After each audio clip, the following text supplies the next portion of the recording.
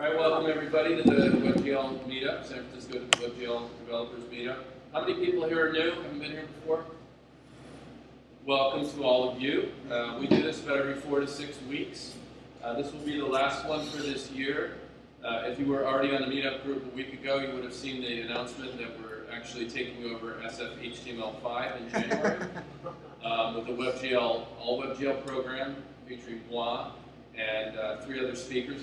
Don, our buddy who always comes to these meetups, Sony, representative from Leap, and the folks from Goo showing off their new creator tool set. If you've already signed up and got waitlisted, come to me, send me your meetup credentials, and on a first come first served basis, Peter told me he'd free up 20 seats for us. Wow. We kind of built that into the plan because we knew this thing goes really fast, and he promised we'd be able to get some of us in there. So Daniel, for example, if you're signed up and waitlisted, you look like just make sure you just send me an email, tell me what your meetup ID is, and they'll free you up. Okay? Great. And with me is my co-organizer, Damon Hernandez. Damon, in front of the camera there. And thank you for doing the video and everything else you do every time we meet. And that's it on the announcement side. Oh no, one more thing. A little self-serving, but my new book is almost done. The chapters have been submitted. I'm in final edit. And if you come to me after we're done with this, I will give you a promo code so you can get the ebook 100% free. It's an early release now. You can go get the book free if you do it before December 31st. So come get the code from me now, like after the talk, and we'll make sure that happens so you can all enjoy that and throw tomatoes or whatever. Anyway, without further ado, I want to introduce tonight's featured speaker, Josh Staples. Josh is a senior software engineer at Navis across the bay. Now, I don't know about you folks, but I often wonder how stuff gets from where it's grown or made onto my plate or into my garage or wherever I need it. And I often wonder when I see those big boxes on the other side of the bay or driving over the Bay Bridge, what the hell is inside those? Well, this fellow is going to be able to tell you how that's done, how it's tracked, not only logistically and with data, but visually as well. So with that, Josh. Thank you, Tony. All right, so the title of the talk was 90% of everything. So if you look around you right now, 90% of everything in this room was at one point transported via ocean, right? So what I'm going to show today is how Navis, the organization I work for, is sort of leveraging WebGL to extend the functionality, UI and UX functionality of our primary operating system product. So who is Navis, you might wonder? Navis was founded in 1988, so it's about 25 years old. We're based in Oakland. Currently our office is in Jack London Square. And the primary product we offer is called the terminal operating system. So this is an operating system for an entire import terminal. It does the logistics. It facilitates movement of containers off and on container ships, additionally onto rail or trucks or anything else. And it's a huge industry. It's trillions and trillions of dollars go through this industry every year, but you never really know it, right? It's sort of an offshoot. You need a quick card to even get on base. There's a lot of problems. And it's absolutely massive. If a port shuts down, it can shut down the entire economy. Recently, about a few years ago, I guess the LA Union went on strike, the Long Beach Union. That was costing the trickle-down economy from that strike alone about $1 billion a day. It's $1 billion with the B. So it's a huge industry, but it's also silent because nobody really knows about it. I certainly didn't know about it until I got to Navis. So Navis is pretty big too. Our terminal operating systems facilitate about 50% of the world's traffic of containers, right? So it's pretty big. And the company really isn't that big though. It's only about 375 employees, half of which are here in Oakland, Jack London Square. So it's pretty cool. So what is the Internet of Things, right? So primarily Navis facilitates the movement of these massive containers. There's a unique identifier called a TEU, a 20-foot equivalent unit. So at any given time in the world, there are about 34.5 million TEU moving around. That equates to about 17 million containers. At any given moment, there's 17 million of these 40-foot containers moving around. To give you an idea, each container can weigh up to 60 tons. So it's a massive amount of junk. If you wanted to move, like, say, a container full of beer from Germany to here, it will cost you a penny per beverage. So it's incredibly cheap. If you caught a lot of fish, say, in Scandinavia and Northern Europe, you wanted to move that fish and maybe fillet it locally, it would actually be cheaper for you to move all the fish to Asia, fillet it there, and then to ship it all the way back. So it's mind-boggling how weird this industry is. The container ships we talk about, these things are massive. The largest container ship right now is the Maris. It's about 1,300 feet long. There's actually a picture of it right there. And it contains about 7,000 containers, or about 14,000 TEU. At any given moment, there are about 5,000 ships moving around the world with these containers on it, right? It's similar to airlines. It's kind of the hub and spoke model, where you have major container ships moving between long distances, like really big ones across oceans. They go to a main terminal, and subsequently smaller ships act as feeders to smaller terminals around the world. Right. So ocean-based logistics. So terminals more or less act as the nodes between the networks of shipping liners, right? So what the value they offer, I guess, is sort of if you have a ship coming in, it is in everybody's best interest to get containers off that ship as fast as possible and as efficiently as possible. So what Navis, the terminal operating system they offer, it essentially facilitates really fast logistical movement. So if you have a bunch of terminals or a bunch of containers on a ship, getting them off and placing them somewhere on the port, that's going to make it as quick as possible to get that container onto rail or back onto another ship. That is efficiency.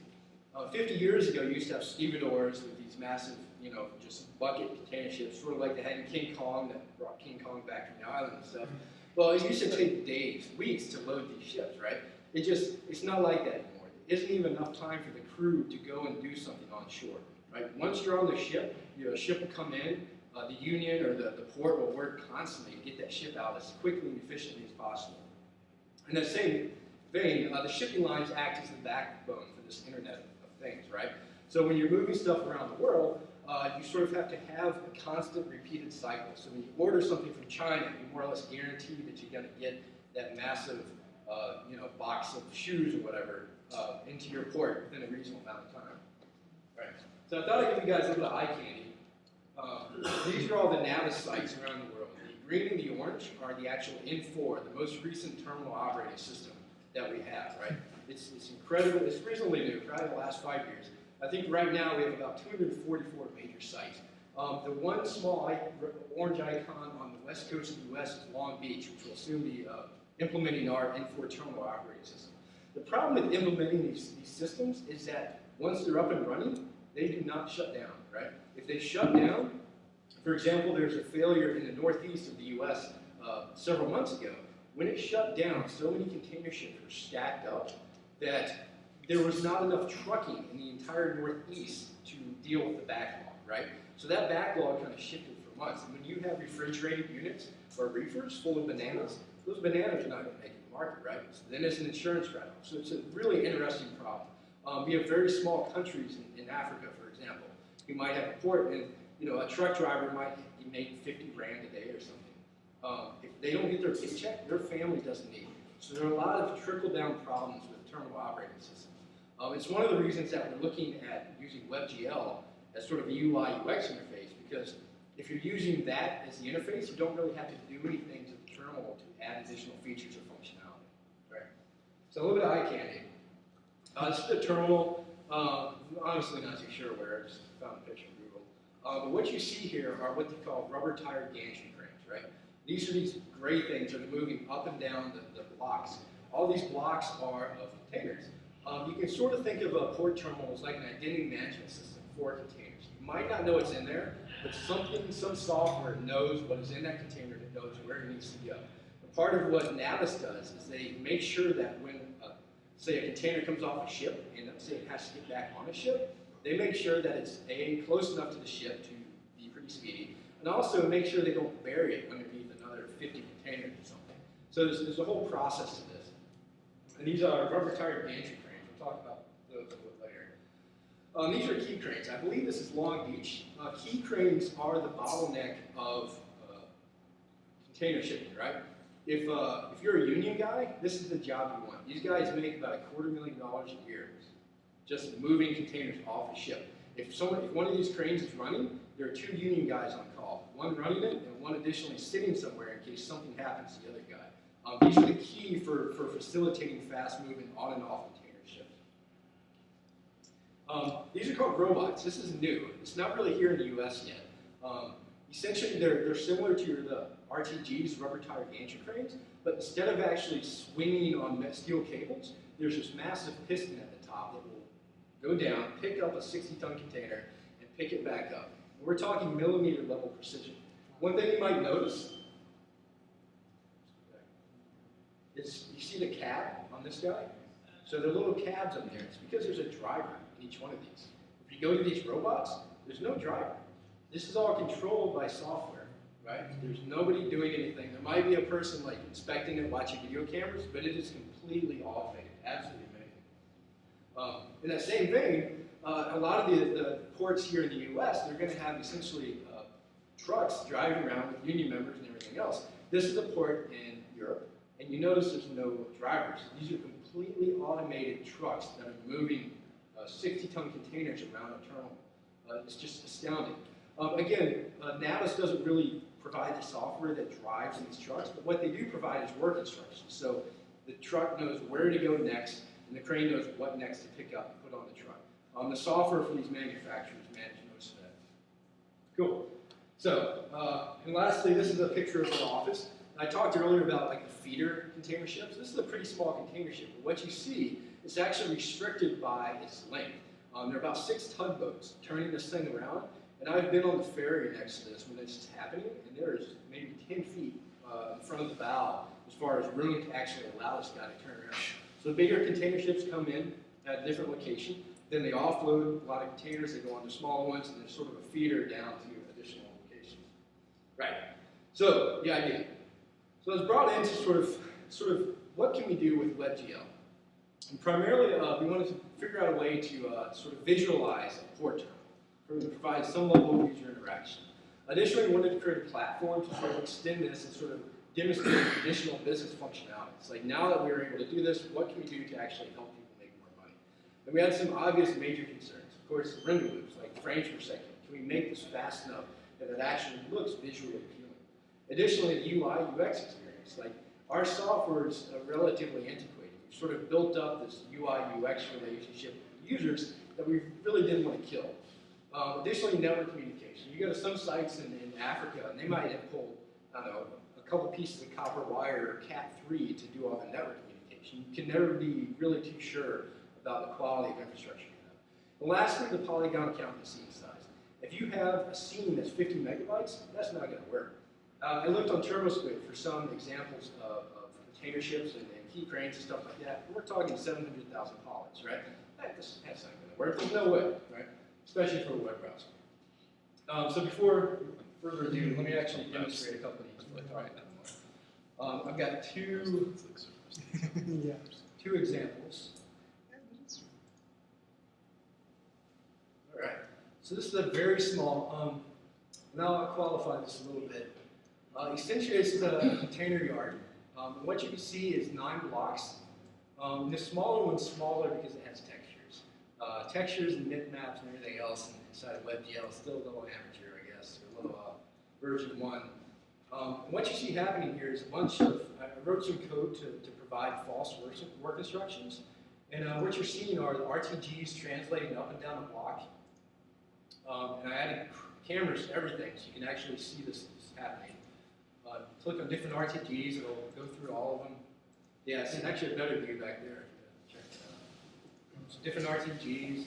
You can set a camera in a truck.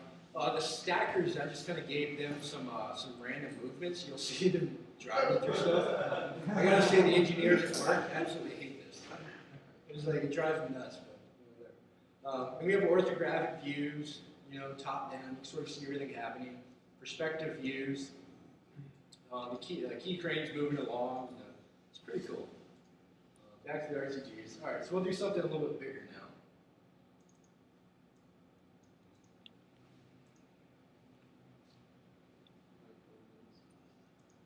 All right, so here's a much larger report.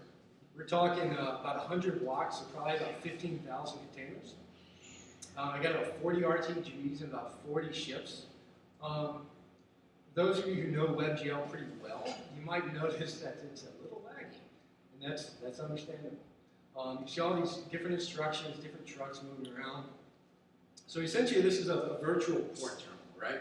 It's sort of taking instructions from a backend using server-side events, facilitating translation of RTGs, facilitating movement of the trucks, and just moving stuff all around. So it's pretty cool. And this was sort of my first task, to sort of demonstrate that with another colleague. So now that, let's talk about how I did it. So initially when I showed up, I was like, yeah, I'll make my WebGL framework. Yeah, we can do this. And I was like, status, what is this? You know, so I was like, what am I going to do? So I came from Autodesk where they had built their own WebGL framework. And it was just, you know, there might have been 50 people across 3 countries. I was like, there's no way I'm going to do that. So I looked around and I was like, you know, 3JS seems pretty popular. It was a very good decision. So I started, jacked in and started using it. And oh my gosh, it was great.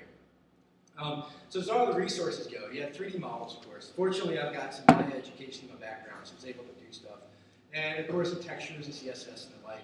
And then I have these things called CHE objects. CHE stands for Container Handling Equipment, right? So essentially, it's all the equipment that handles containers on a port. Forklifts, cranes, trucks, and the like. That key crane you see right there is only about 1,000 polys, and about half of those polys are in the wheels. So I could definitely knock it down a little bit more. So it's, essentially, I modeled all those up over a few days between work and tech shop. I was able to come up with, some pretty good models. So I want to talk a little bit about the truck class. So, for example, the namespace port.j.truck, right? So I'm defining these class objects for these 3D objects moving around. I realized I have very similar properties, like location, speed, movement vector, distance travel, and very similar methods to initiate route, set the vector, make it visible, reset the location. And what I ended up doing, I was like, this would be pretty cool if I could just extend the 3 object 3D class, and I called it object 4D. So I essentially added all these time-based properties and methods to object 3D, which all these 3D objects actually use to move around stuff. So it worked out really well. So in that same vein, like the models of movement. So these models, the 5 models I made, a lot of their movements were kind of constrained. So I sort of simulated the RTG movement constraints up here. Now you have to keep in mind, like these containers weigh so much that when a gantry crane is moving around the scene, it's not going to be doing 2 movements at once. It's not going to be hoisting and like running. It's sort of be like a weightlifter trying to do a 100-yard sprint one time. Somebody's going to get hurt. And so it's kind of fortunate because that means I didn't have to tween 2 things at the same time, right? Unfortunately, object 3D inheritance allowed me to sort of parent stuff and have localized movement and everything else. So for example, the RTG might translate up and down the stack. Then it might move the cab left and right. And then it'll lower the crane, grab the container, pull it back up, and you're good. And it repeats it back more or less. However, there's a big problem I came across. So when I started, I created these really large scenes, and with thousands of polygons. And I let my boss and everybody else sort of move through the scene with the Object 3D controller, the 3JS controller. All of a sudden, I started getting really varied frame rates, which everybody certainly understand. Essentially, my frame rate would go from 60 frames a second to 8 frames a second, primarily because I have so much more than the camera thruster. And I'm like, oh shit, this is horrible. Next thing you know, you got like trucks, 1,000 miles that way. I was like, what is going on? So I realized that I had to figure out some time movement dilation. Initially, I looked at tween.js. Tween.js is pretty cool, but it really didn't provide the functionality that I needed. Like, so if a truck's moving along, and let's say there's some interrupt that comes from the back end, I need some way to stop that truck immediately instead of building in all these callbacks to sort of extending the tween.js functionality. So for those of you who don't know what tweening is, let's talk about that. So primarily tweening is if you have a variable frame rate, let's say 60 frames per second, you move from point A to point B. At the top, you can sort of see how it iterates relatively frequently. You know the constant frame rate, you know how far you have to translate the truck, every frame render, and everything else. It's pretty simple. If your frame rate's 20 frames per second, you're going to have to move 3 times the distance between point A and point B to get that lower frame rate truck to the same location at the same amount of time. If you're moving the camera around the scene and it's a variable frame rate, you have to figure out a way to sort of move that truck at varied distances depending upon what's going on in the frame rate. It's pretty straightforward. So I had all these managers I created, what I call a variable frame rate per second. So I essentially took the clock delta between each frame rate, passes delta to the model manager, and the manager passes all to the sub-managers, essentially for all the individual 3D objects that had RTGs, stackers, trucks, ships, E-cranes, and the like. And essentially, these managers will look at the instructions that have appeared since the last render and say, is this piece, there's this object, does it need to be moved? Has it stopped? Is it waiting for something? Does it need new instructions? And when you assign the new instructions, you would take that clock delta and say, all right, so I need to be over there in 20 minutes or 20 seconds, and it would figure out what small amount to move the animation so that it would actually tween smoothly and get to the right location at the right time. It's pretty straightforward tweening. All right. So this is just the first thing I'm talking about. I thought I'd show you guys sort of an object breakdown of all the classes I made to make this happen. Of course, you got management classes, the gear classes. All the actions are essentially server-sent events, SSEs from the back end push down to the objects. Additionally, I had a camera class to manage the multitude of cameras that are associated with each individual object. And of course, I have the Object 4D, which I use to extend Object 3D, and a lot of third-party libraries, DataGUI, jQuery, and the like. So it's pretty cool. Manager was happy. Thrown some glitter in the air, they're gluing on, and everything else. So it was good. So what else can I do? So this is the MMAris. We talked about it earlier. It's the largest ship in the world right now. There's some larger ones coming out, but pretty soon too. You actually go to worldslargestship.com and look at it view. So this thing is huge. One thing that Navis has is they have access to all the ship format files. So if you wanted to know how the ship's laid out, we have the JSON, XML/JSON that sort of instructs us. And it's important to know this information because if you're sort of calculating the weight and shift movement of individual ships, you need to know where all the weight's going to be. You need to know where to put particular stuff. So there's a business reason for having this data. Now I'll talk about that. So this is the Maris. Again, 7,000 containers. A crew of 13 runs this giant ship, which is astounding. And there are some massive, massive engines. There are about 150,000 horsepower engines in this ship. The largest engine, which you see in this cutout, is about 101,000 horsepower. And notice the drive shaft that goes all the way through the back. So if you're building containers, you have to take that into account. Additionally, there are 6 Caterpillar engines there. They're there for electricity and bow thrusters and the like to move the ship around. So it's an absolute monstrosity. So let's take a look at what that looks like. So this is a very small ship, the Dana. The Dana is about, see that, about 2,500 TEU. So about 1,200 40-foot containers. And if you click through the ship, you can sort of see the layout of the individual containers and what it looks like. So it's pretty straightforward. It's a pretty small ship, though. Now we'll take a look at the MMAris. So this is 7,000 containers. This is the ship you just saw.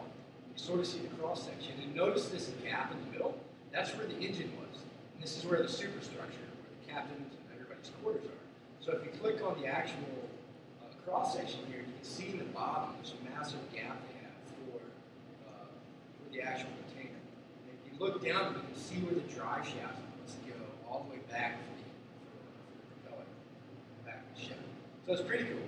So again, here I am. Management is happy. They're like, oh, that's pretty cool. There's really no business functionality yet. What is this giving the customer? It's giving the customer nothing. Right? It just looks cool. It's sort of a proof of concept. We can show that this actually happens. So, oh, that's great. Well, what next? This is a picture of South Africa. There's a company called Transnet. And Transnet essentially runs several ports in South Africa. But they run all these ports from a centralized location, not at, I think, in Johannesburg or Pretoria or something like that. And you can tell, so essentially if you're a clerk and you're saying, well, it's like the ship's coming in, I've got this load list, and I need to make sure all this stuff gets on the ship, and you have to make sure it gets on the ship in a certain way, and you have to make sure that these containers sensitive to heat aren't next to the engine room, or you have to make sure that these chemicals aren't next to bananas. So there's a lot of configuration that you have to actually do. So Navis is a product that does that. It's called Power Stove. Power Stove is essentially a product that allows Navis power users to sort of move stuff onto the ship and off the ship.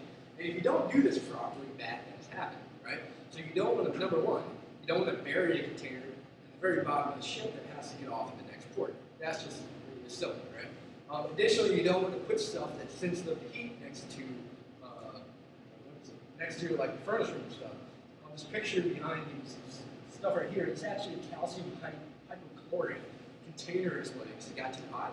That is a friggin' chlorine cloud that is going up in the air right now. So this is not good stuff at all. This isn't like burning plastic in your backyard or something. This is somebody's going to die if this happens. Additionally, if you put too much weight on one side of the ship, it'll friggin' tip over, right? And what is that? It's an insurance claim, is what it is. It's absolutely simple. So here's the old Navis power stove that we have. You see a simple ship cross section. You see all the different shipping containers and everything else. Additionally, you can see this is sort of a cross section. You can click on one of these bays. You can sort of see the above deck and below deck right here. If you zoom in on the above deck, you can actually see individual details of what you're actually seeing. So, the port of discharge, how big it is, what it might contain, and everything else. So at this point, I'm like, great, I have a reason to keep working. It's like, what is the next project I can do? And so I was like, but this just doesn't seem hard enough. How can I make this more difficult? Right? There you go. Angular. Brain fuck that thing is, right? So for the last few months, I've been trying to figure out how to do 3JS and Angular inside of a localized web app. I can obviously say it's difficult. But to give you guys an idea of sort of the software stack for our entire product, this is it. So I got 3JS, Angular, and WebGL added myself. We use ZK, we use Apache Tomcat, Mule for a service bus, we use Hazel Cache for these nodes, right? So when you're running a terminal, you've got a bunch of different very chatty nodes up all across the country, especially South Africa, right? All these terminals, you might have a clerk working in Pretoria, and he has to communicate all peer-to-peer information downstream to different locations, so it's a huge, huge cluster. And in that vein, let me show you guys what I'm doing. All right, so this is WebGL. Essentially, it's resolution. One thing I gotta say is that working for Navis is we can tell our customers what size screens and resolutions to use, so we aren't really constrained. And not only that, what kind of browsers. So you don't have to worry about IE, right? So I totally program for Chrome. It's absolutely great. So what we have here, though, is a load list. So this is my local dev environment. I'll show you the professional one in a second. Essentially, I've got a load list, and we have all these different criteria. So I've got, is it a reefer container? How big is the damn thing? All these different positions, unique equipment identifiers. This is for like identity management. Additionally, we have like a port of discharge, different equipment, different G keys, and everything else. And so what you actually do is let's say I'll select a few of these guys. And part of what PowerStore does is essentially users have individual gestures. So if you make a gesture, say left and then up, what it'll do is it'll flow containers across and then up. Additionally, you can go either direction. You can also do up and then over. And then there's also another tool called center out, which essentially drag an area, and then it fills containers out either left to right or above to bottom and from the center out. So I'll do a left and up right here. So I drag over and I drag up. Zoom in a little bit. No, you can't see it. Essentially, what I did, you have sequential numbers. And what I do on the client side is I compute these individual textures and apply them to the front of the actual the cube face. And so what I've done is I've flowed these containers. In the N4 version, I'll show you in a second, what actually happens is whenever I do this as the client user, it passes work instructions back to our N4 system, and essentially it's issuing instructions for equipment to say, hey, this particular container, this container needs to move to this location in this order, right? So let me show you that again. So we'll do a top down. So this time I'll go up first, and then I'll go over. Essentially, it's moved. Sequentially, the numbers go whatever, everything else. And you can click around this board. You can sort of see these icons right here. If you guys are having trouble seeing this one, it might be easier to see back there. You see these little, these are hazardous icons. The color of the container sort of designates if it's a 20-foot or a 40-foot. And then you can sort of see the port of discharge, the weight, and all the unique identifiers. And this goes the same for the entire ship, right? So all the way back and forth. So it's pretty straightforward. So does the order and the location of all the containers have to be done manually? There's no optimization? There is. So in the N4 version, which I'll show you guys in a second, essentially there's a logic layer in the back end. And it says, if you try and flow something, then it detects that, hey, you just put bananas next to rugs or something, it'll cancel the work instructions, so it won't allow you to flow that. But it won't actually lay like arrangement for you. Yes, well, it's a good question. Seems like you could do that. I mean, you have all the what's coming on, what's going off, or rules. It's an optimization. We have a lot of instruction on us, so. Yeah, so it does do that. But there's a lot of issues here. Specifically, like I've been to the Long Beach where the union is very, very prevalent. And if you start doing stuff and bringing in, automated guided vehicles and these massive robots, they'll shut the place down. So there's a lot of concerns here. But it generally allows everything from kind of automated flows, where the app kind of decides the order to, user control one by one. We're asking questions still. Why don't you add that to the 3D? You showed the 3D computer representations of all the containers on the ship. Yeah. Can you use that to like show the web representation of your stack? So it's an option. You can. So this is actually a 3D environment, but I sort of have it locked in right now. Also, if you're like, if you're planning to put like things together, can you have like a visual representation of saying, oh, you put if you generate it from this end, it goes up a certain distance or anything. Yes. And that's part of the backend logic layer, the Infor app. It'll say it's like, hey, these temperature sensitive containers need to be far enough away. This client version I'm using right here doesn't really bother with any of that stuff. It's just saying, oh, I can do this stuff. It's dynamically creating textures, using canvas, it's a 3D environment. If you want to look at the entire cross section of the ship, there you go. So there's a bunch of 2D environments. Like that drag and drop. So this is some of the caching stuff. When I first came up with this version, essentially you're doing a marquee here and selecting all of the empty containers. When I first tried this on the mouse events they're crazy. Like rabbits are just everywhere. Essentially when I do this, I was doing a projection of the 4 corners. I was unprojecting all the 3-dimensional coordinates and then trying to figure out if those 3D boxes were within the 2D coordinates. When I started doing this, it was so slow because you're doing essentially unprojecting every 3D environment when you're doing the drag. And I realized that And you were trying to do that on mouse move. Yes, on mouse. So the response Right. was Yeah, horrific. it was like 1 million mouse events every second for a mouse event. It was ridiculous. So I finally realized that it's like I've got relatively static views. So if I want to do this, I'll do. So if I move this one,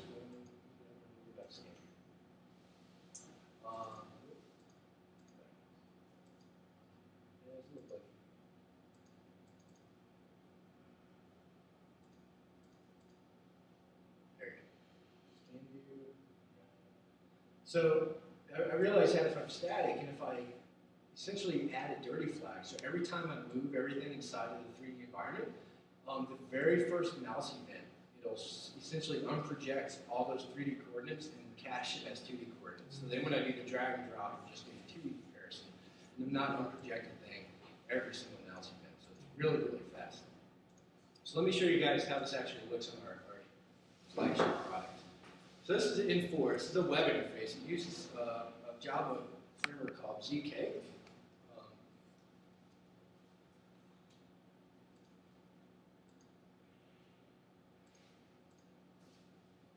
All right. So these are all the ships that I might potentially have in my virtual terminal coming in. We'll look at the real. Is this data. real data or is this a fake data? This is real demo data, but this is Demo like, data, yeah. yeah. I only run this. It's not the live data, right? No, so I gotta say that terminal operating systems are huge implementations, and it's actually really, really hard to simulate this because these apps are so chatty. All the different gates software, all the different text OCR and RFID software. It's just there's so much going on. So this is a single node cluster right here. It's not really a cluster, but you get the idea. It's a little bit slower, and again, I don't run at this resolution.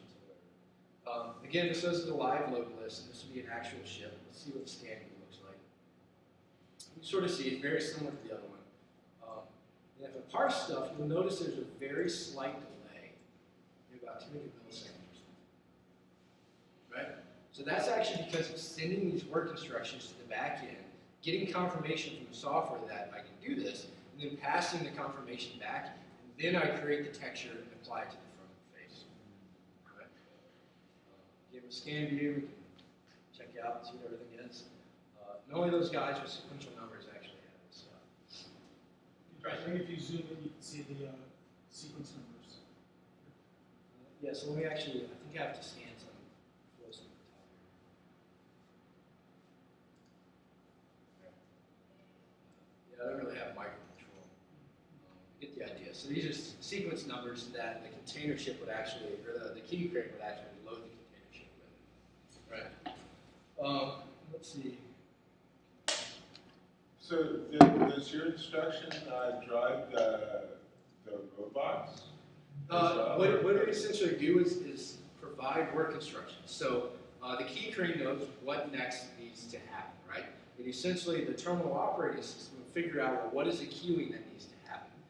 So subsequently, pass instructions to the manufacturer software of the robots. We'll say, you need to go to this location, pick up this particular container, and then the robots handle all the movement themselves, right? We essentially provide you think of it as the math to facilitate this movement and efficient movement, I should add. So let me go, just to prove this is a little WebGL. I've got a little explore mode going on. Go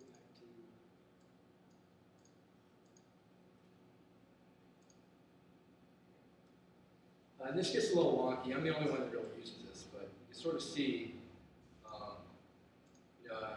moving around the environment. Really weird stuff happens. So it is a full WebGL environment. And one of the appeals, like I tried this a few different ways. So I used kinetic.js, which is an SVG tool.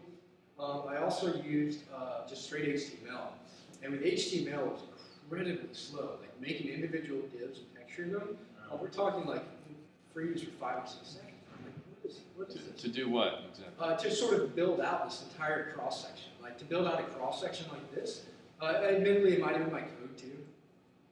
It was ridiculously slow. I don't really know it. Have you experimented with running this in a canvas render? This is a canvas render. Okay. With kinetic.js. Kinetic. Oh yeah. So I was using kinetic.js as a canvas render as well. But I found that for what we want to do, just like admittedly 3D math is a whole dimension more than regular 2D math, but for a lot of what I wanted to do, and also sort of like the sexiness of the 3D environment, this is really kind of where I wanted to stay. Yeah. So let's see. So that's 3D environment. It's legit. It's actually happening. Boss and friends trying to sell this right now. That's about all I got. Shoot. Nice. Awesome. Yeah. Absolutely. I have 100 questions. I'll try to start with just one, and then turn over the mic. The textures that were on each individual box in that 2D view, were those? Is that just not the textures? The text. I'm sorry. The text labels, like the HN sequence numbers and all that. Is that 3JS text? What I actually used is I created initial containers with. There you go. So like CHS, those labels. So those I actually dynamically created with the Canvas element. So you use a canvas to render text, and then you turn it into No, a actually texture. what I do is I take all these criteria, and then I create an image object, and I essentially convert that to data URL or whatever, and slap it on that particular front face. So it's kind of cool, because like initially, and that was honestly one of the things I was really worried about. I was like, holy shit, if I shift select 50 textures, like is it going to take 30 minutes, or 30 seconds for these things to render? But no, it's pretty real time. The actual text rendering is canvas text rendering? Like for the labels, like CHS? No, it's textures. It's all textures. So I use the canvas element. I'll show you the code. Hold on. Because 3D text tends to be clunky. No, I'm not doing 3D text. Like even the labels are on the outside. That was a sprite from 3JS. So let's see if we look at textures. So here's like the texture logic. Right, so that's Canvas API. Yep. You're generating an image using the Canvas API to draw the text. Exactly. Right. Exactly. So it's like there's a hazard, there's a temperature, port of duty, and then I slap that out, push it into an array. And once they're all done, I just apply all the texture. Excellent. Yeah. And I was honestly, I was tickled pink to find out that it was that friggin' fast. I had no idea it was going to be that fast.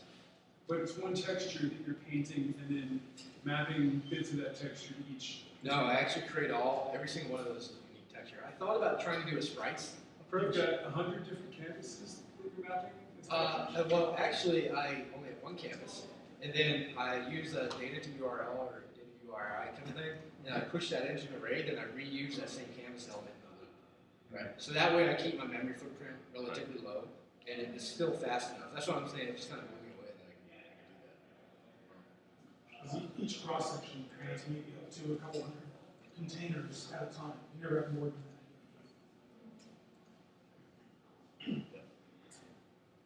Click around a ship, and all this, I should give you an example of a ship format file.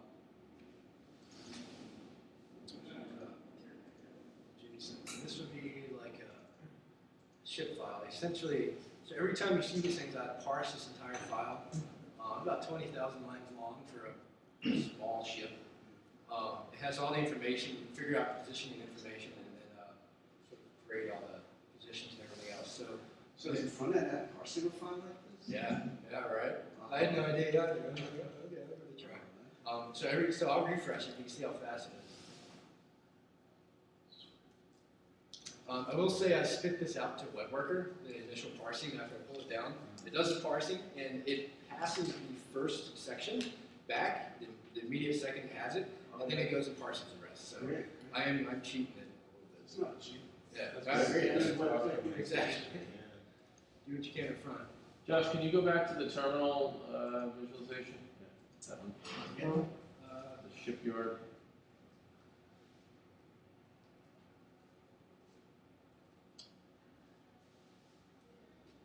So, and this is sort of a multi-part question. Are people looking at this outside of Navis? Are you doing some user testing at this point, or is it all still internal? No. Yeah, I was just wondering. We're using it as like a sales point. Sure. Yeah. So I'm just wondering about that. You know, if you're getting into some uncanny valley territory here, like I see the shipping containers have a certain amount of photorealism to it. At least they get the logos of the companies on them. Then the textures are sort of just, that's a super cheat. You're like just using some, no offense, like some crap texture you're just repeating there.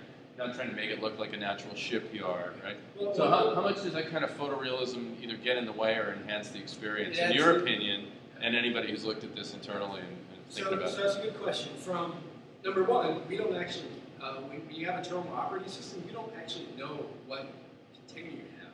Containers are very ubiquitous, right? Nobody really cares whose containers and who. It's sort of like an open socialist kind of thing. It's like, yeah, you can use my 10,000 containers by all means.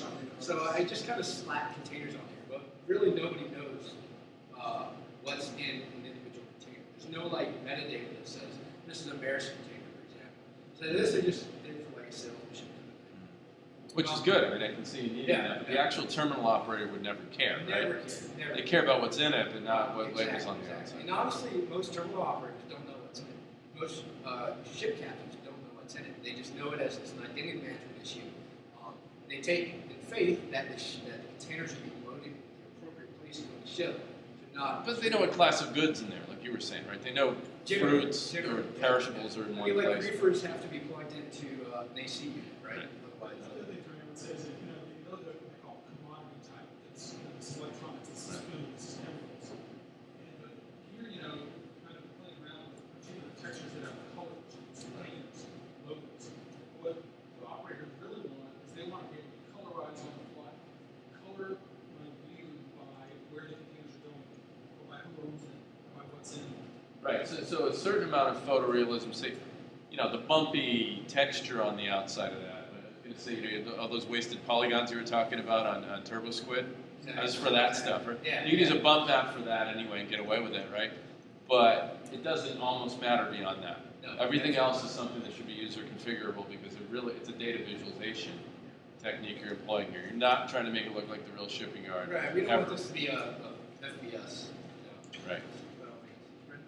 Do you guys have, do you have any code on GitHub as far as like some of the managers? Well, that's a good question. I tried to push for that a little bit, but our parent company is based in Europe, and they're kind of sticklers about stuff like that. I can always ask again. What about like maybe just like some blog, posts in regards to optimizing, because obviously you have a lot of data on these animations and things that other 3JS developers would run into. Yes. Would love to know. Yeah, I know. I tend to go home at the end of the day and just kind of have a full beverage and sit down for a while. So. But you're right. I need to start posting stuff. Especially You're going to because put the you guys- slides up though, right? Yeah, I should be able to do that. There is one Yeah, slide. please that get I can't clearance show. to post the slides on SlideShare. So there is one thing, and this is the slide I can't show. So Do we need to turn the camera off? no. So this was at the HTML5 conference. It was like leveling up in Angular, and man, I was so blown away when I first started using it.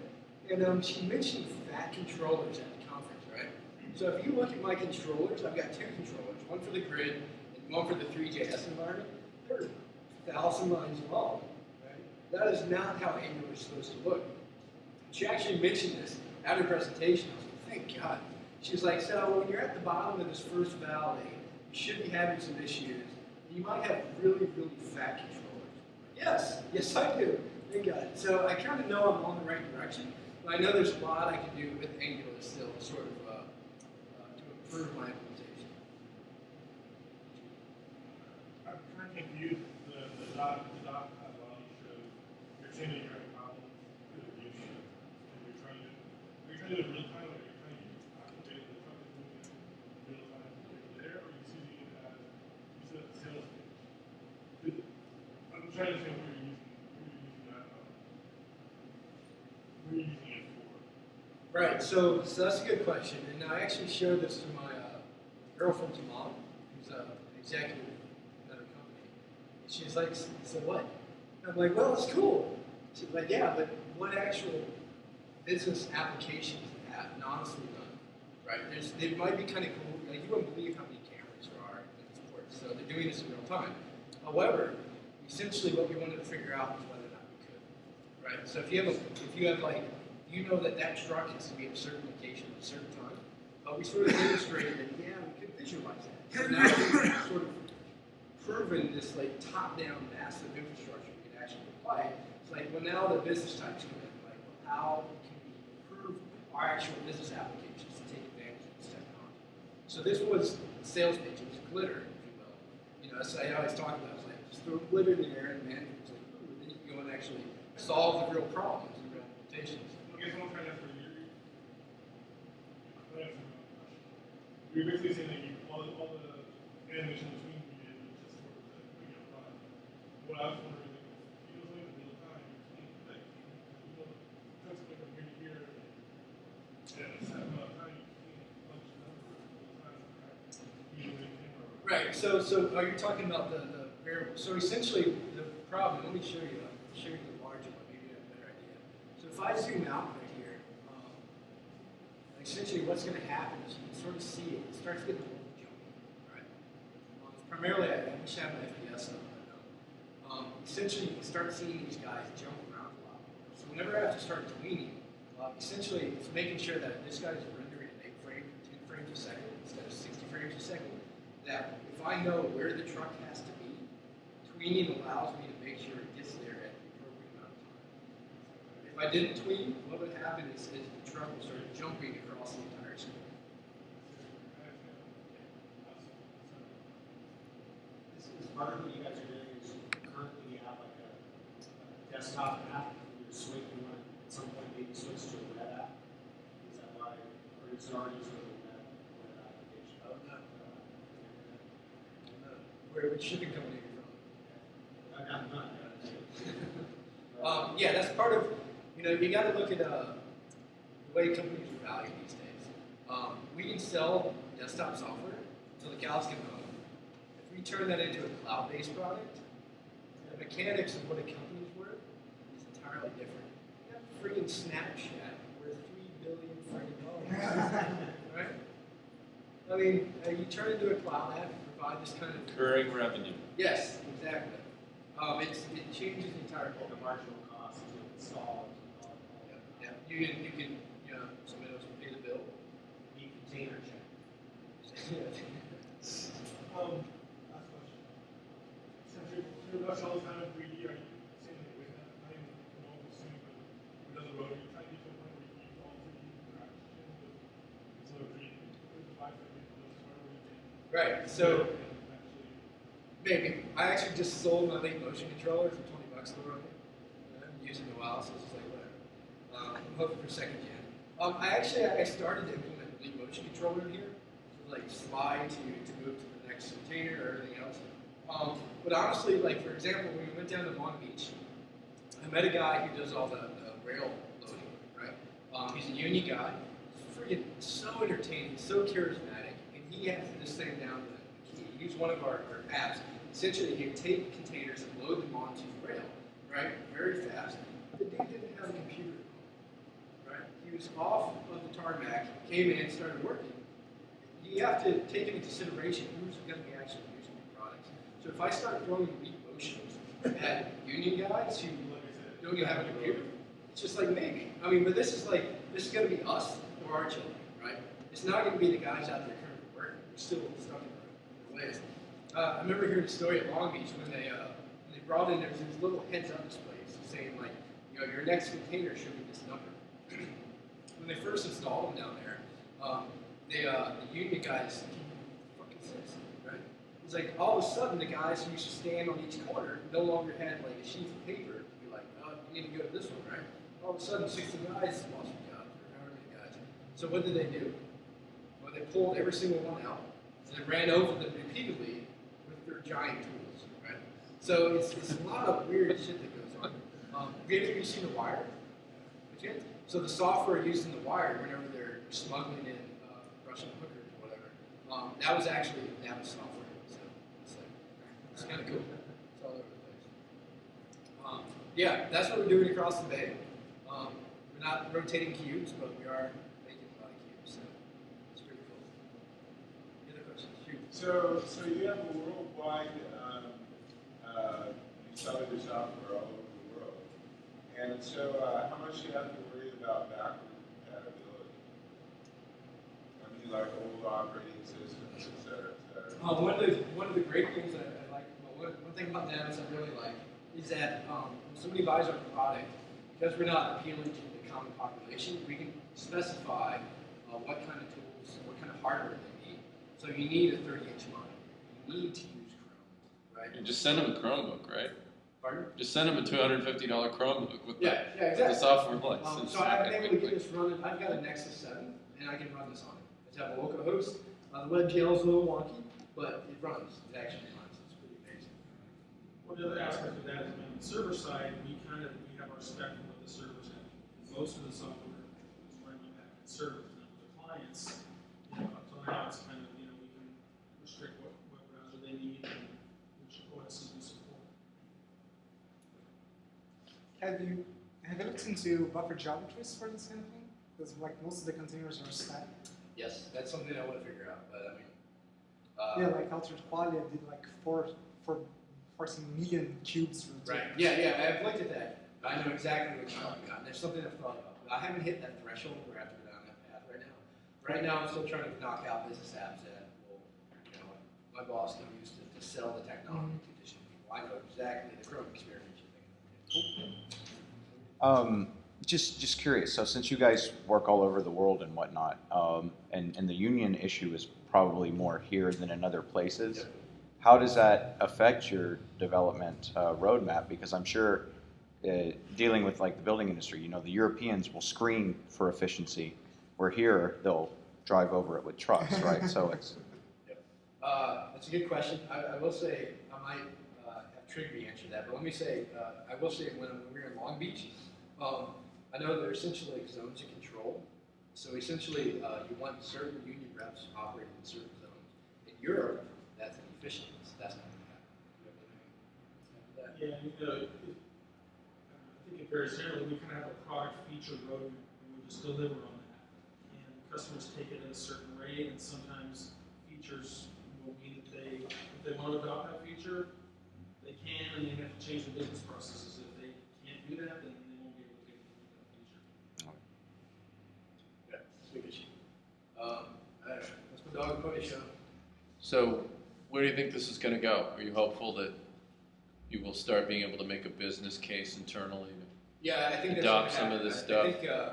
I think my boss's boss has already sold on it, which is good. And I think essentially they're hitting up our parent company right now for funding to build up a build team to do this. So, Let's all light a candle for that, guys. I think this is really amazing stuff. And honestly, that's why I wanted to come here to show this, because I've seen these rotating cube apps. I've seen CAD CAM stuff, you know, but I haven't seen many real live business applications of WebGL. I think it's cool that my boss is doing this. It just, it makes me really happy as a foresight to do that. But, there we go. That's what we got. Oh, that's awesome. Right on.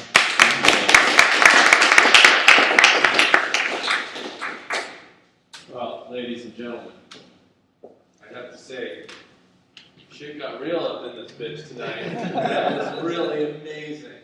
That was one of the best meetups we've ever had. That was a great presentation. Thank you so much. I mean, you really laid out not only what Navis does, but the case for what you're doing with visualization, and I agree. I'd like to see one of these kind of business apps personally in WebGL. I'm sure a lot of us would too.